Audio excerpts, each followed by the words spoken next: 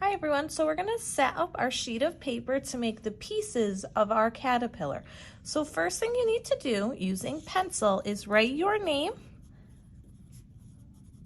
and then flip the sheet over so your name is on the back. Next, what we're going to do is we're going to use a tracer, and for us it's just this cap or this lid, to draw 6 circles. The way we use our tracer is we are going to start in the top left-hand corner as far as over the corner you can get without going over the edge. Using our helper hand, we're going to hold the circle, and with our drawing hand, we're going to go right along the edge, working nice and slow to get that circle. We need 3 circles along the top, 3 circles along the bottom, because 3 plus 3 equals 6. Next, I'm going to move to the next area where I'm going to draw our circle. We don't want overlapping, and what overlapping is when something is on top of another thing. So put it right in the middle near the top, holding with your helper hand. Trace that circle. Next, we're going to the top right-hand corner, no overlapping, drawing that circle. And then we're going to do 1 circle underneath all of the circles that we've already drawn.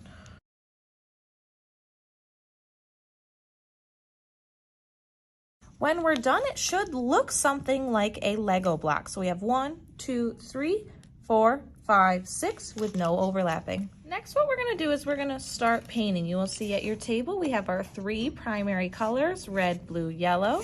You will also have your paper towels nearby because these paints do not like water. And you'll also have a water cup nearby so when you change colors, you can clean out your brush.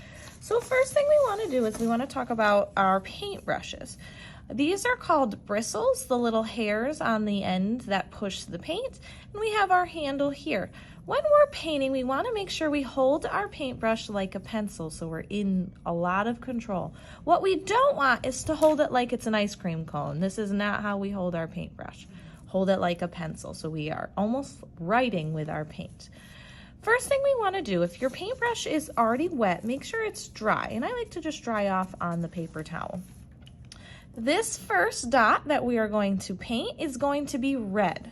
So we're going to load up our brush with red. I like to just tap a little bit into the paint. I'm not scooping the paint out with my paintbrush. Then you're just going to push that paint all over the circle. And I'm going to try to not go outside of the lines. If you need a little bit more paint, do a little more tap. We also want to make sure we're working with the paintbrush on its tippy toes. Make sure it's not having a bad hair day. If you press too hard, your paintbrush has a bad hair day. So make sure you're keeping on its tippy toes.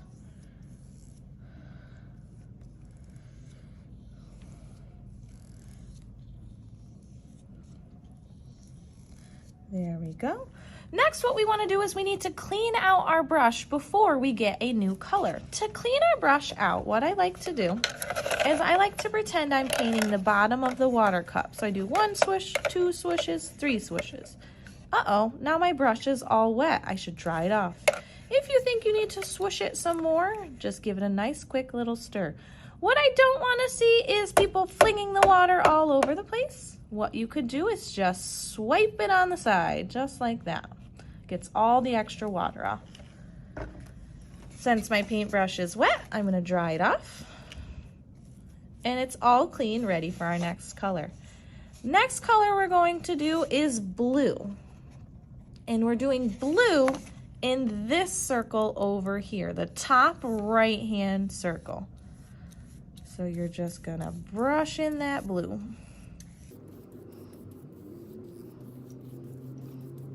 Perfect. Clean out your brush. Dry it off. And the last color we're doing is yellow. Yellow is going in the middle bottom circle.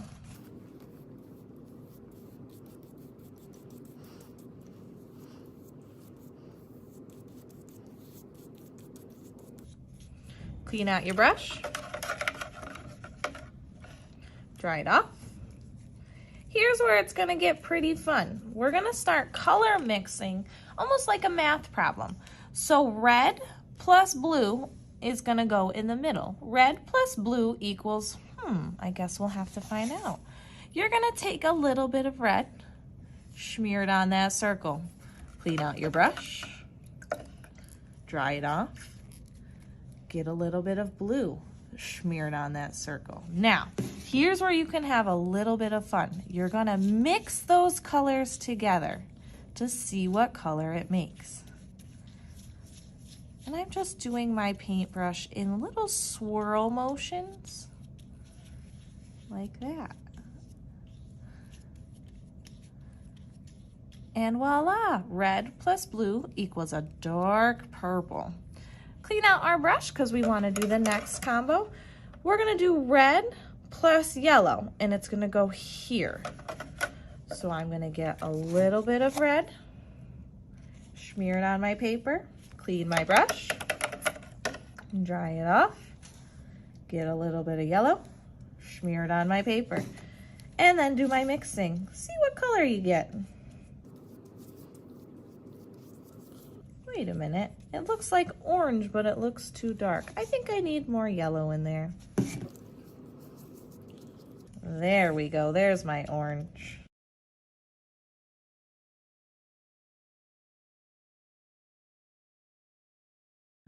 Perfect, now I get to do the last one. I need to clean out my brush. We're gonna do our math problem of blue plus yellow, and it's going here. So I gotta get a clean brush. Doing some blue.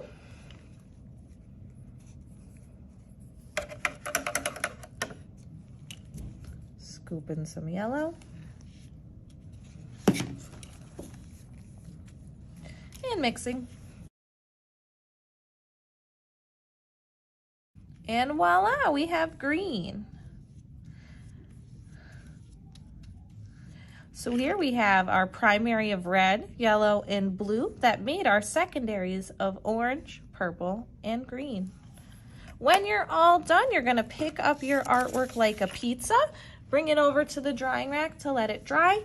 Make sure your paper towel goes in the garbage and your paintbrush can stay right in your water cup. So next what we want to do is we need to cut out our circles. To do this, we want to make sure that our thumb is in the little hole and our helper fingers are in the big hole. We're being little crabs, not big crabs. We want to make sure we're doing small cuts.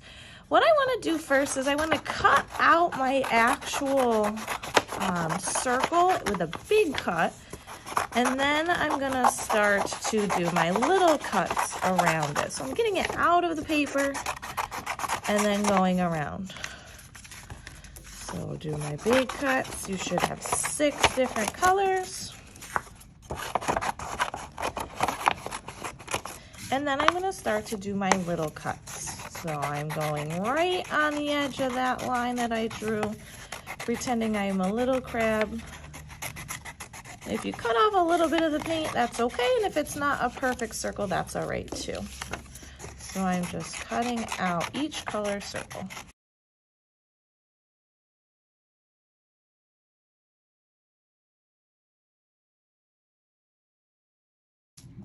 Perfect, so I made a scrap pile of all my scraps. We're gonna use these in a minute, so keep them nearby.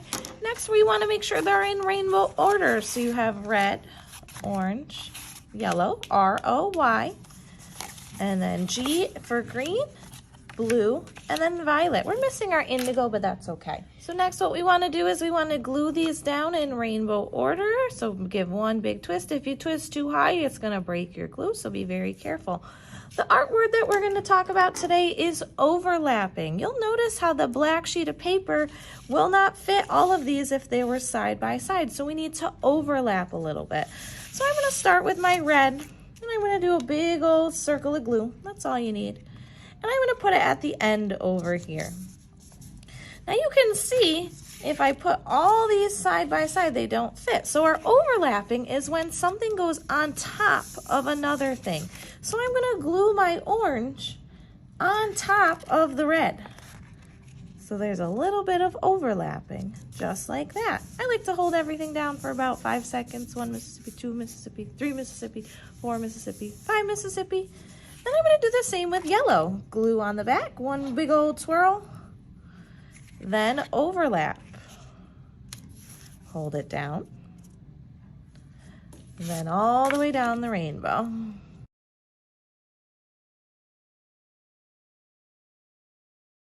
And you'll see I have just enough space for my purple at the end with my overlapping.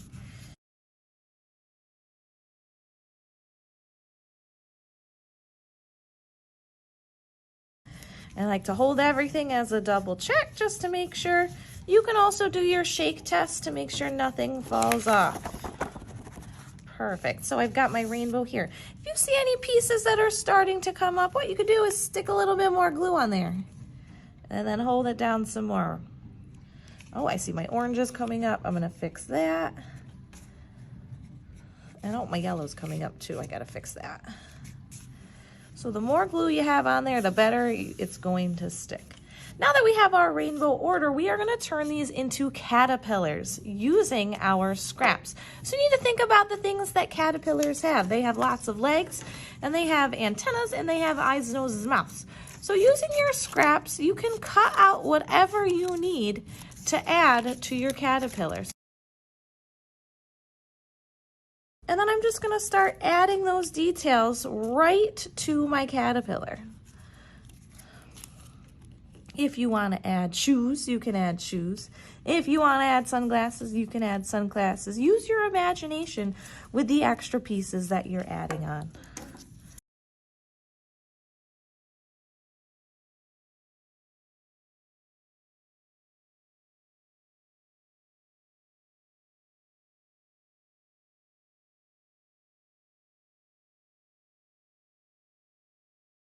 Perfect, so I added my legs. One final step is you are allowed to use Sharpie to add any extra details. Now Sharpies, you have to be very, very careful because inside here is permanent ink. If you get permanent ink on the table or on your hands, it's very hard for it to come off. So you need to be very careful with these Sharpies. These are for adding any extra details. So I think I'm gonna add some pupils, maybe some eyelashes, and really make this caterpillar look like